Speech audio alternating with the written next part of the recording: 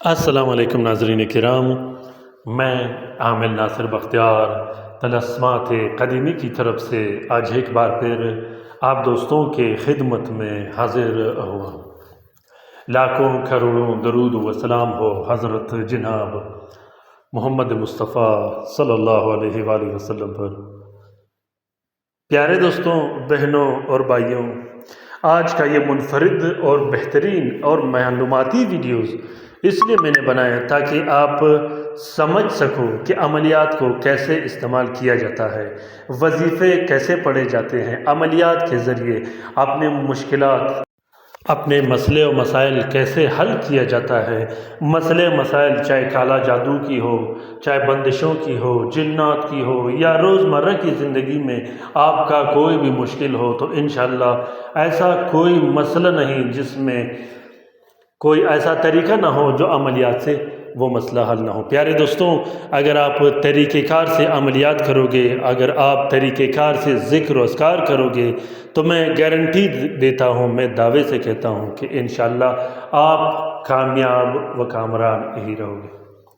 میں آج کل سوشل میڈیا پر، یوٹیوب پہ، فیس بک پہ اکثر جب رات کو سرچ کرتا رہتا ہوں، جب دیکھتا رہتا ہوں، تو مجھے غصہ بھی زیادہ آتا ہے، مجھے ہنسی بھی زیادہ آتی ہے، اور خاص کر ان لوگوں پر جو ایسے چینلز کو فالو کرتے ہیں، جو ایسے پلیٹ فارم کو فالو کرتے ہیں جس میں نقصان کے سوا اور کچھ بھی نہیں۔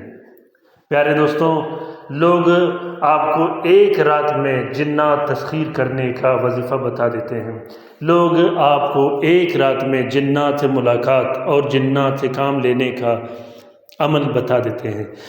اسی طرح کچھ ایسے پلیٹ فارم ہوتے ہیں جو تسخیر پری بتا دیتے ہیں، جو تسخیر حمزات بتا دیتے ہیں، جو تسخیر موکل بتا دیتے ہیں۔ اسی طرح لوگ ایک رات میں شادی کرانے کا وظیفہ بتا دیتے ہیں۔ اسی طرح لوگ طرح طرح کی ایسے تمنیل لگاتے ہیں اور ویڈیوز بناتے ہیں جس میں آپ کو گمراہ کیا جاتا ہے۔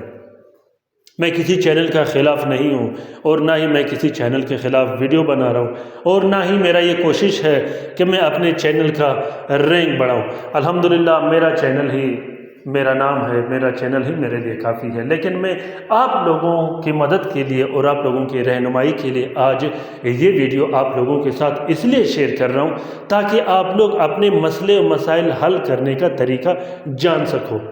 یہ ایک رات والی، یہ ایک ہفتے والی، یہ ایک مہینے میں جو تسخیر ہوتی ہے، یہ ایسا کچھ بھی نہیں ہے۔ ایک رات میں اگر لوگ جنات کو تسخیر کرتے، ایک رات میں اگر پریوں کو تسخیر کرتے، پریوں کے انہوں نے مختلف نام رکھے ہوتے ہیں، جنات کے مختلف نام رکھے ہوتے ہیں، موکلین کے مختلف نام رکھے ہوتے ہیں۔ ایک رات میں آپ یہ وظیفہ پڑھو گے تو فلاں موکل یا فلاں آوا یا فلاں جن اور پری حاضر ہو جاتی ہے۔ پھر آپ اس کے ساتھ، یہاں تک میں نے دیکھا ہے کہ آپ پری کے ساتھ امبستری بھی کر سکتے ہو۔ پیارے دوستوں، یہ سب کچھ گمراہ کرنے کے لیے بنائے گئے۔ اگر یہ ایسا آسان ہوتا تو بڑے بڑے اللہ کے ولی، بڑے بڑے بزرگان، بڑے بڑے جو عامل اس دنیا میں گزرے ہیں، وہ ریاضتیں پھر کیوں کرتے تھے؟ کیوں وہ بیٹھتے تھے، چلے دیتے ہیں؟ پیارے دوستوں، آپ یقین جانو کہ کسی طرح کا کام لینا اتنا مشکل ہے، اتنا مشکل ہے کہ آپ سوچ نہیں سکتے۔ اگر یہ آسان ہوتا جس طرح آپ ایک رات میں جنات کی تسخیر کرو گے، پھر تو دنیا میں ایسا کوئی مسئلہ ہی نہیں بنتا۔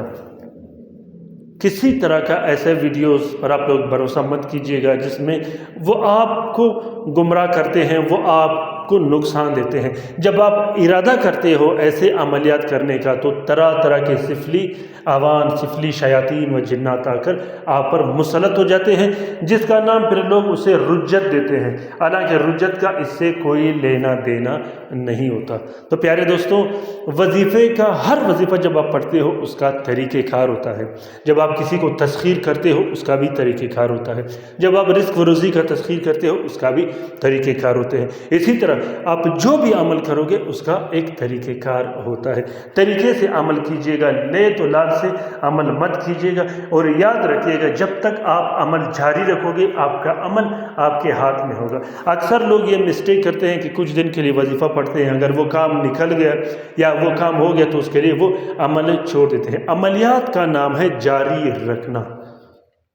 تو پیارے دوستوں، طریقہ یہ ہے کہ آپ جس کام کے لیے جو آپ ارادہ کرو تو اس کے لیے پھر آپ نے رات کو وظیفہ پڑھنا ہے، جیسا کہ یہاں آپ کو دکھائی دے رہا ہے کہ بسم اللہ الرحمن الرحیم، قل هو اللہ احد اللہ الصمد لم یلد ولم یولد ولم یکن لہ کفوا احد۔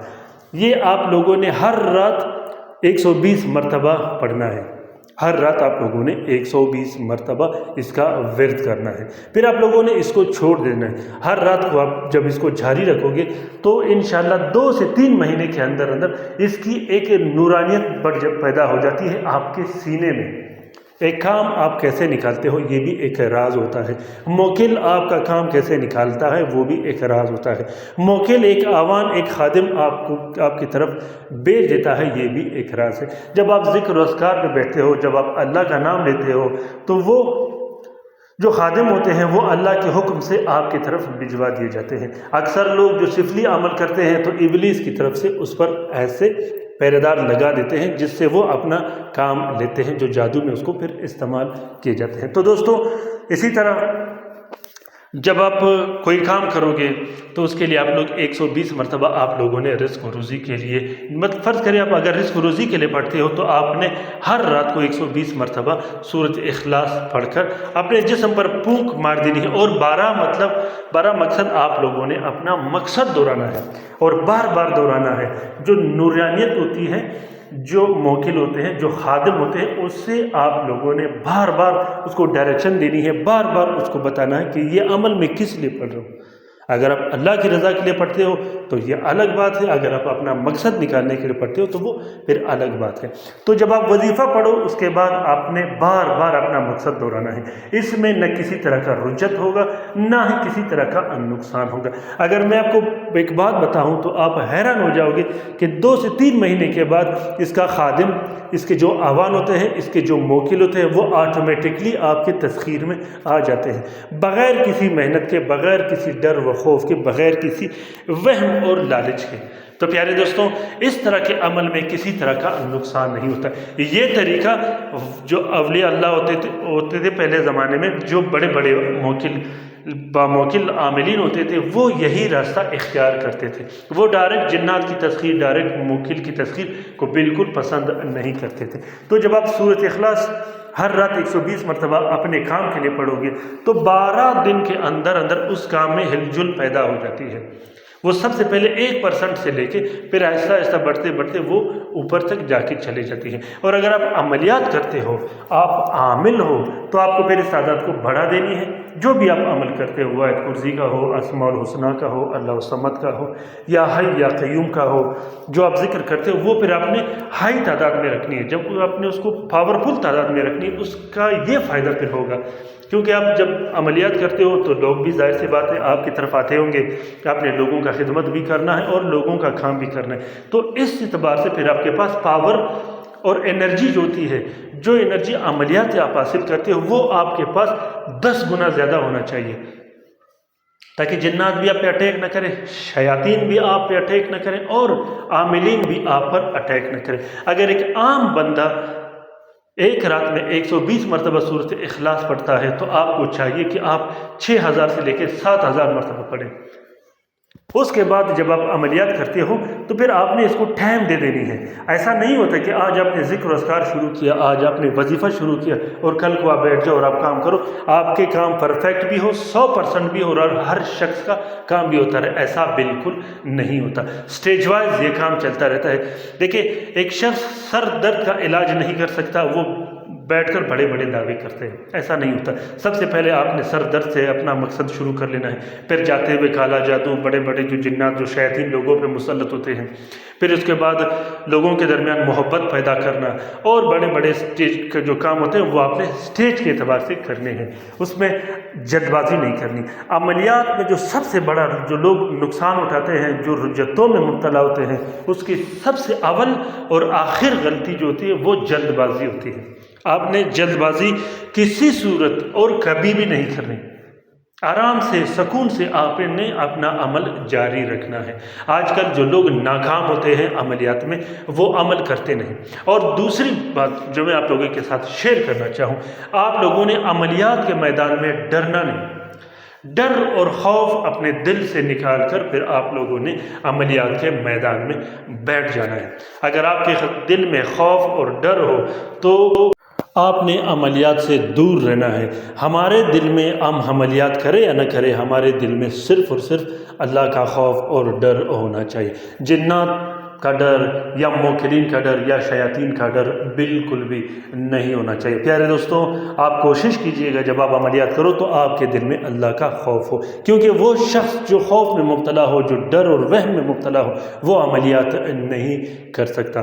پیارے دوستوں، پرانے زمانے میں جو بڑے بڑے عاملین گزرے تھے، جو آپ لوگوں نے دیکھے ہوں، جو مشاہدہ کیا ہو آپ لوگوں نے، وہ عملیات کو بچوں کا کھیل سمجھتے تھے، وہ عملیات کو بچوں کے کھیل کی طرح چلاتے تھے۔ اس کی سب سے بڑی وجہ یہ ہوتی تھی، وہ ایک راز ہے، وہ راز جو میں آج آپ لوگوں کے ساتھ شیئر کرنا چاہوں گا، اسی لیے تاکہ میرے بہن بھائی جو عملیات میں بار بار ناکام ہوتے ہیں، جو عملیات چلانے کا طریقہ نہیں جانتے، تو آپ لوگوں نے سب سے پہلے یہ کرنا ہے کہ جس دن آپ عملیات کرنے کا ارادہ کرو تو سب سے پہلے آپ لوگوں نے اپنے لیے حصار بنانی ہے۔ اس کے بعد آپ لوگوں نے کامل جو عامل ہوگا اس کا ساتھ چلنا ہوگا۔ پھر اس کے ساتھ جو ورد آپ لوگ کرو گے وہ آپ لوگوں نے 4 مہینے تک مسلسل دن رات پڑھنی ہے، مسلسل دن رات پڑھنی ہے۔ اس 4 مہینے میں A to Z جو نورانیت ہوتی ہے، جو موکلین ہوتے ہیں، جو آوان ہوتے ہیں، وہ آپ کے زیر کنٹرول آ جاتے ہیں۔